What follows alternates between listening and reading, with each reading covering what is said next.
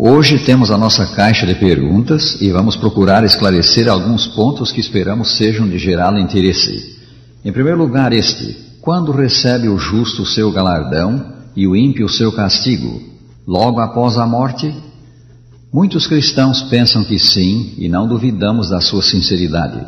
Mas o ensino do Sagrado Livro, cremos, é que a recompensa de cada indivíduo será dada no fim da história do pecado. Haverá no fim um dia de juízo para a raça humana, e após o julgamento virá a recompensa. O apóstolo Paulo escreveu: porque importa que todos nós compareçamos perante o tribunal de Cristo, para que cada um receba o bem ou o mal que tiver feito por meio do corpo. 2 Coríntios 5, 10. O mesmo ensino encontramos em Apocalipse 20, 11 a 15. São do Senhor Jesus Cristo as palavras: porque o Filho do Homem há de vir na glória de seu Pai, com os seus anjos, e então retribuirá a cada um conforme as suas obras. São Mateus 16, 27. Mas, quando vier o Filho do Homem na sua majestade, e todos os anjos com ele, então se assentará no trono de sua glória, e todas as nações serão reunidas em sua presença, e ele separará uns dos outros, como o pastor separa dos cabritos as ovelhas, e porá as ovelhas à sua direita, mas os cabritos à esquerda. Então dirá o rei aos que estiverem à sua direita: vinde, benditos de meu Pai, entrai na posse do reino que vos está preparado desde a fundação do mundo. Então o rei dirá também aos que estiverem à sua esquerda: apartai-vos de mim, malditos, para o fogo eterno, preparado para o diabo e seus anjos. São Mateus 25, versos 31 a 34 e 41. Como vemos, o Salvador é claro: os homens serão recompensados depois do julgamento final, depois da segunda vinda do Senhor. Há fundamento na ideia de que a sexta-feira, dia 13, é dia de má sorte. A ideia de que a sexta-feira, dia 13, traz má sorte é uma das muitas superstições que há no mundo. O diretor do Centro de Estudo de Folclore e Mitologia Comparados da Universidade da Califórnia, em Los Angeles, colecionou mais de 500 mil de superstições, e uma enciclopédia alemã de superstições é constituída de 10 grossos volumes. Algumas das superstições mais comuns: um gato preto atravessar o caminho de uma pessoa é mau agouro para esta pessoa. Espelhos quebrados e sal derramado também significam um mau presságio. Os habitantes de Zâmbia creem que ovos podem causar esterilidade. Alguns japoneses evitam cortar as unhas de noite para que não cresçam, no lugar delas, garras de gato. Chineses que viajam de navio nunca viram o peixe no prato para que o navio não afunde. Há superstição quanto aos números. Universalmente se crê que o número 13 tem forças e propriedades místicas, porque não pode ser dividido por outro, a não ser por si mesmo ou por um. O número é considerado o número de má sorte. A maioria dos hotéis não tem quarto com esse número, e há edifícios que não têm andar com o número 13. No Japão, o número do azar é o número 4. De onde vem que a sexta-feira, dia 13, é tão temida? Alguns traçam a origem desse temor ao fato de que Jesus foi crucificado numa sexta-feira, após a reunião dos 13, ele e os 12 discípulos.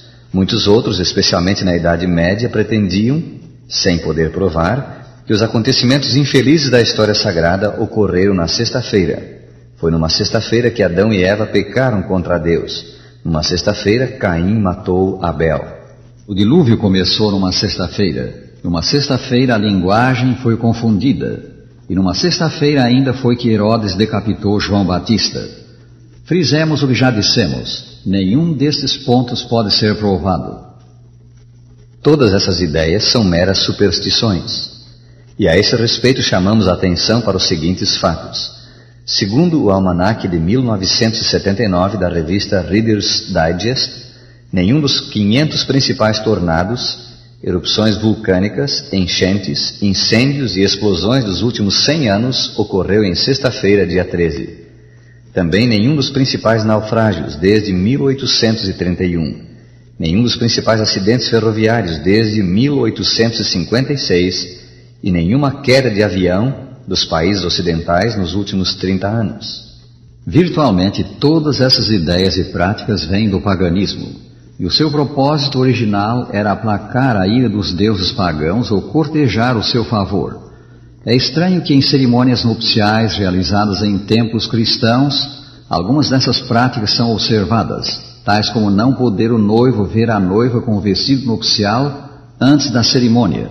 A noiva, em certos países, deve sempre usar alguma coisa velha, alguma coisa nova, alguma coisa emprestada e alguma coisa azul.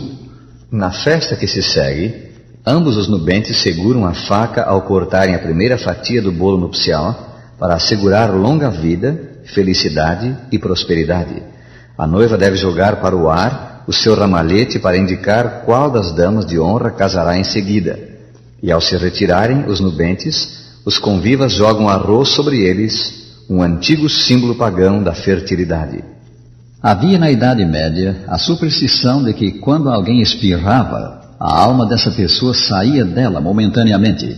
Satanás podia entrar na pessoa nesse breve instante se imediatamente alguém não apelasse a Deus para lhe restaurar a saúde.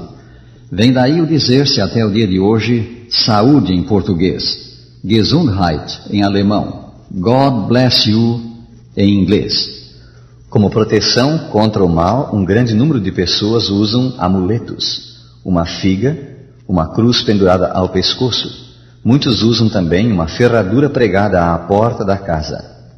As Escrituras ensinam que há na terra uma confederação de seres malignos, Satanás e os seus anjos, cuja constante ocupação é trazer o mal ao homem, perdas materiais, acidentes físicos, doença, morte. Acima de tudo, eles trabalham para enganar o homem e levá-lo a pecar contra Deus. Essas forças espirituais são uma realidade que nos convém reconhecer e contra a qual nos devemos resguardar.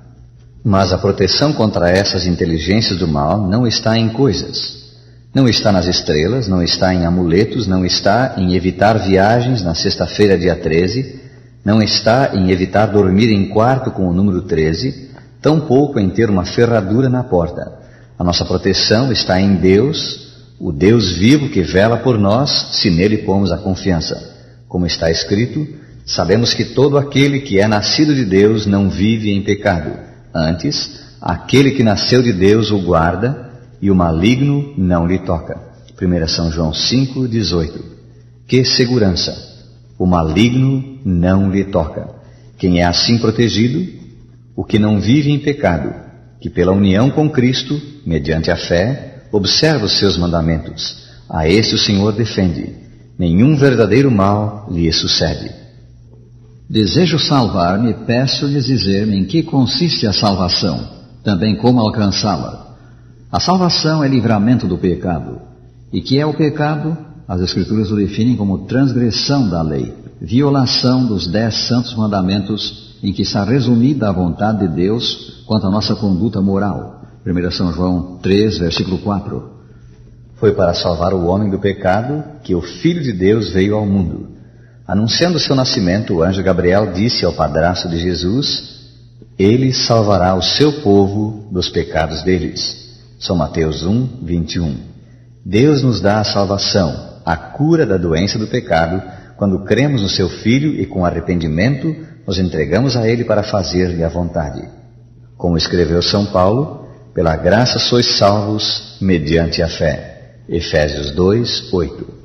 Crendo, pois, em Jesus e recebendo-o no coração, os nossos pecados são perdoados e a nossa natureza mudada. Como resultado desse milagre em nós operado pelo poder de Cristo, nós nos tornamos amigos de Deus, cessamos de pecar, fazemos por amor o que lhe é agradável, observamos os seus mandamentos. O apóstolo Paulo escreveu: Deus enviou o seu Filho para que o preceito da lei, a justa exigência da lei, se cumprisse em nós. Romanos 8, 13 e 4. Nisto, pois, consiste a salvação. Deus nos perdoa o mal passado, muda a nossa natureza e faz-nos cessar de pecar. Ele faz isto quando cremos no seu Filho. Quão simples, prezado ouvinte, é o plano do céu para alcançarmos o maior dos bens, a salvação, a vida eterna. Se ainda não possuis esse bem, decide buscá-lo. Nós, na verdade, nada possuímos se não temos aqui e agora esse tesouro que é eterno. Busca-o hoje, agora, recebendo Jesus como teu Salvador. Lembra, ele diz, São João 6,37, o que vem a mim, de modo nenhum o lançarei fora. Aqui nos despedimos. O Senhor te abençoe e te guarde. O Senhor faça resplandecer o seu rosto sobre ti e tenha misericórdia de ti. O Senhor sobre ti levante o seu rosto e te dê a paz.